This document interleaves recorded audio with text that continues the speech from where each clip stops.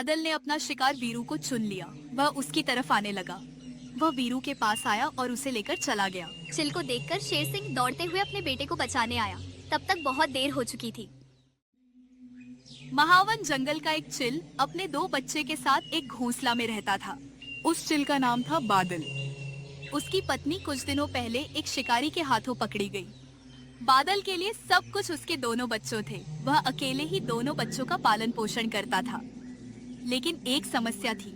बादल का घोंसला जिस पेड़ पर था, वह पेड़ 2 बड़े जंगल महावन और सुंदरबन की सीमा पर था। महावन जंगल के राजा थे शेर सिंह और सुंदरबन जंगल के राजा थे विक्रम भैरव। लेकिन उस पेड़ को लेकर दोनों शेर में वर्षों से झगड़ा चल रहा था। विक्रम भैरव बोला, ये पेड़ हमारे जंगल में पड़ता है, इसलिए इस पेड़ का मालिक मैं हूँ। शेर सिंह बोला, बचपन से मैं इस पेड़ की देखभाल कर रहा हूँ। ये पेड़ मेरे राज्य में होगा। दोनों शेर आपस में फिर से लड़ने लगे।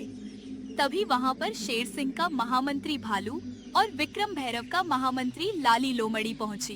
भालू बोला, आप दोनों कई वर्षों से इस पेड़ के लिए ऐसे ही झगड़ते आ रहे हैं, फिर भी इसका कोई समाधान नहीं निकला है। अगर ऐसा ही चलता रहा तो आप दोनों की दुश्मनी और भी बढ़ सकती है।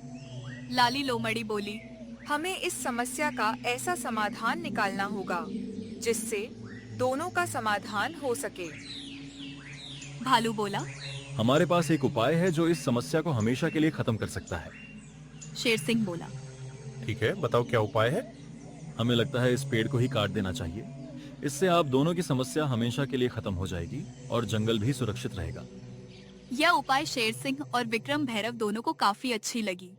शेर सिंह ने घोषणा कर दी, कल सुबह यह पेड़ काट दिया जाएगा। ये सब उस पेड़ पर बैठा बादल सुन रहा था। उसे जैसे ही पता चला यह पेड़ कल कट जाएगी, वह उड़ता हुआ शेर सिंह के पास पहुंच। वह रोते हुए बोला, महाराज, मेरे बच्चे इस पेड़ पर है, वे अभी उड़ना नहीं जानते। कुछ दिन और रुक जाइए। शेर सिंह बोला, तुम मुझे बताएगा कि मुझे क्या करना है और क्या नहीं। फैसला हो गया है। अब ये पेड़ कटेगा, तुम अपने बच्चों को लेकर कहीं चले जाओ। यह सुनकर बादल का दिल पूरी तरह टूट गया। बादल दुखी होकर अपने घोंसले में पहुंचा। वहां उसके बच्चे उसका इंतजार कर रहे थे। वह उसे देखकर बहुत भावुक हो गया। बादल को कुछ समझ में नहीं आ रहा था कि अब वह क्या करे, क्योंकि कल तो पेड़ काटने वाली है। उसे जो कुछ करना होगा आज ही करना होगा। बहुत सोचने के बाद भी बादल को सिर्फ एक ही उपाय मिला। वह था अपने बच्चों को उड़ना सीखना। इसमें भी एक समस्या थी, बच्चों को अभी पूरे पंख नहीं आए थे। बादल दुखी होकर पहाड़ पर बैठ गया। अगले दिन पेड़ काट दिया गया। पेड़ गिरते ही बच्चा नीचे गिर गया और मर गया। तभी वहां पर बादल आया। वह पागलों की तरह चीखने लगा। उसने अपने बच्चे को सीने से लगा लिया। उसकी आंखों से आंसू बह रहे थे। तब उसने आसमान की ओर देखकर कहा, आज मेरा बच्चा गया है, एक दिन पूरे जंगल को भी यही दर्द महसूस करोगे। उस दिन उसके दिल में बदले की आग जल उठी। एक बार फिर वह पहाड़ पर गया, लेकिन दुखी होने नहीं, अपना बदला पूरा करने और जंगल को दुखी करने। उसे सारी योजना बना ली। कल सुबह हुई। बादल अपना बदला पूरा करने जंगल की तरफ निकल पड़ा। तभी उसकी नजर भालू के बेटे मंटू पर पड़ी, जो खेल रहा था। बादल को याद आया, भालू ने पेड़ काटने की योजना दी थी। बादल बोला, मैं अपना पहला शिकार भालू के बेटे मंटू को ही बनाऊंगा। बादल मंटू को पकड़ने नीचे की तरफ आने लगा। देखते ही देखते बादल ने मंटू को पकड़ा और लेकर उड़ गया। पास बैठा भालू यह देखकर दौड़ते हुए उसके पास आया है। तब तक काफी देर हो चुकी थी। यह बात बताने भालू दौड़ता हुआ शेर सिंह के पास जाने लगा। इतना से बादल का मन नहीं भरने वाला था। बादल बोला, अभी तो पूरे जंगल से बदला लेना है। तभी उसकी नजर पास में खेल रहे बकरी के बच्चे पर पड़ी। वह तुरंत उसे बकरी के बच्चे के पास गया और उसे लेकर उड़ गया। बकरी सिर्फ देखती रह गई। यह देखकर बकरी रोने लगी। वह कुछ न कर पाई। कुछ देर में सभी जानवर शेर सिंह के पास पहुंचे। शेर से अपनी पत्नी सुरभि और अपने बेटे वीरू के साथ था। भालू बोला, महाराज, बादल ने मेरे बेटे मंटू को लेकर चला गया। यह सुनकर सभी जानवर चौंक गए। शेर सिंह को विश्वास नहीं हो रहा था। तभी बकरी बोली, हाँ महाराज, यह बात सही है।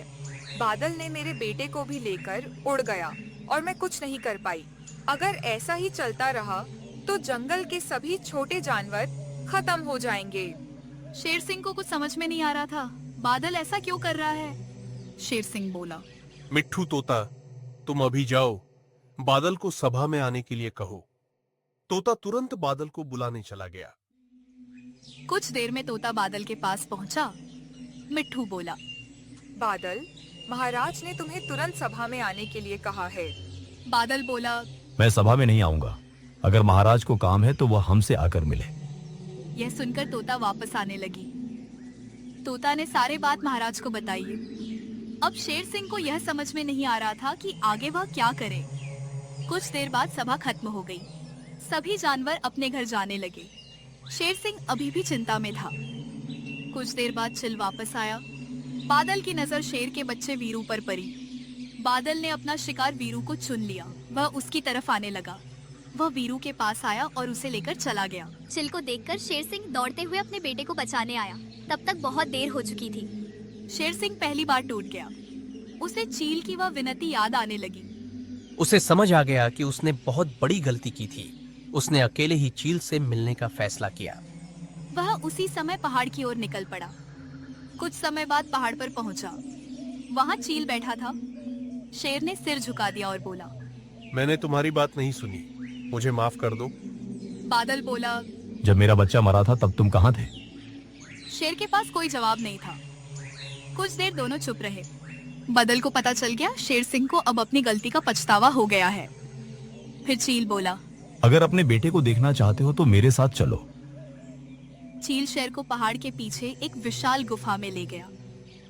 अंदर का दृश्य देखकर शेर दंग रह गया। बिरू वहां सुरक्षित था। सिर्फ बिरू ही नहीं, भालू का बच्चा मोंटू और बकरे का बच्चा भी था। किसी को कोई नुकसान नहीं पहुंचा था। शेर की आंखों से आंसू निकल आए। वह बोला। तुमने इन्हें नुकसान क्यों नहीं पहुंचाया? बादल बोला। मैं राक्षस नहीं हूँ।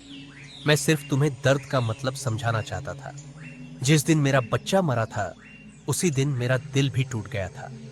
मैं चाहता था कि तुम समझो कि बच्चे खोने का डर कैसा होता है। शेर सिंह चील से माफी मांगी और बोला। मैं आगे से ऐसी गलती नहीं करूंगा। अब शेर सिंह और बादल दोनों खुश थे।